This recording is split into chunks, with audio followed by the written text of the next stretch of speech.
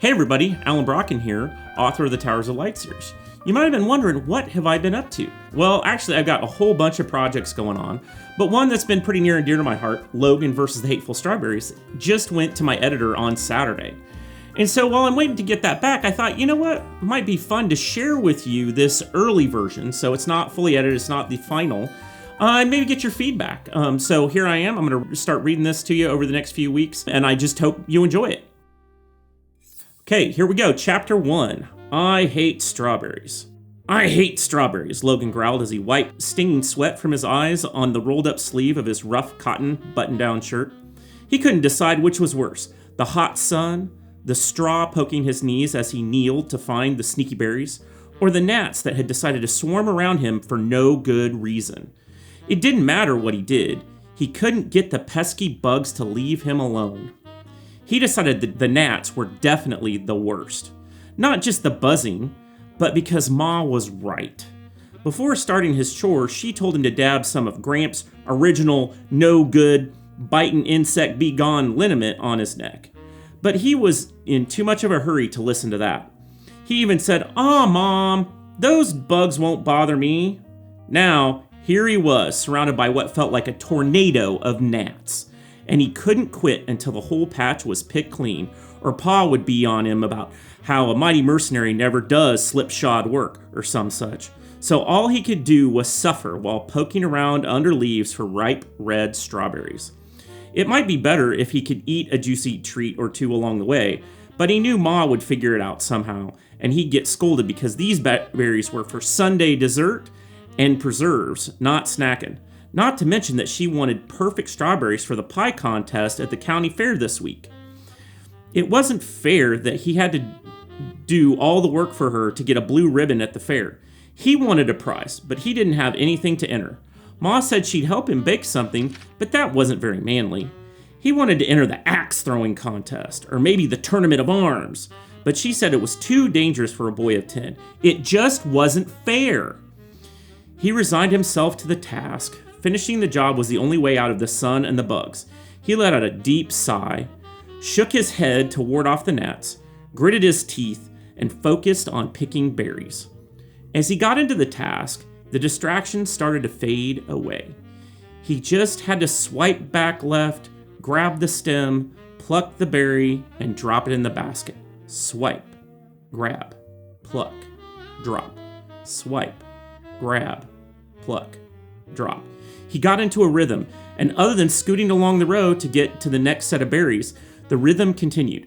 He found himself humming a little tune to the rhythm of swipe, grab, pluck, drop, that matched the cadence he'd heard his father barking out to the mighty mercenaries in training.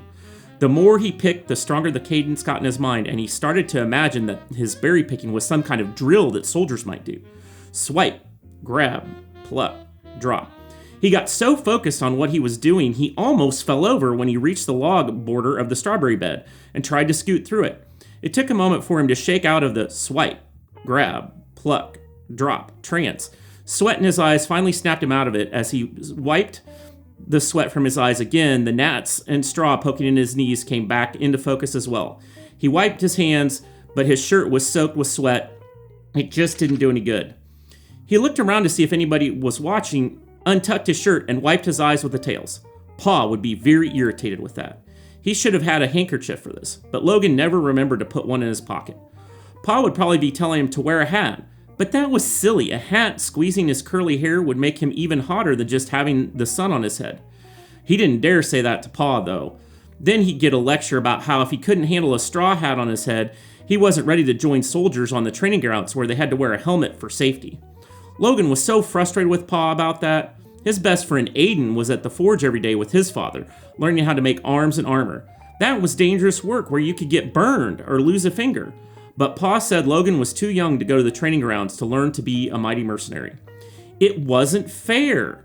He had helped defeat the calamitous Drake and the bishop, and here he was stuck picking strawberries. Bah!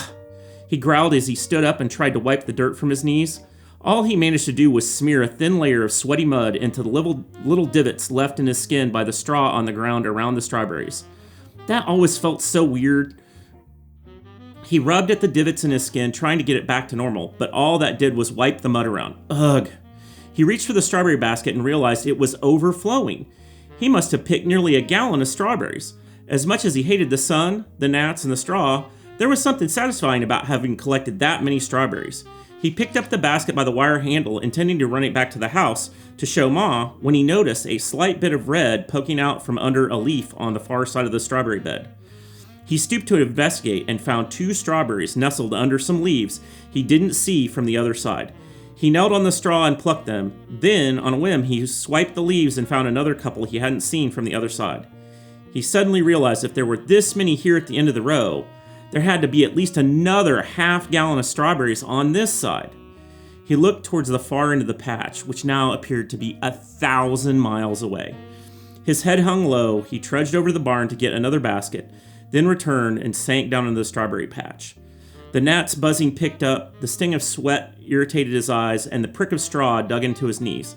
I hate strawberries. Would this chore ever be done? Well, that's chapter 1. Come back next time for chapter 2, Freedom.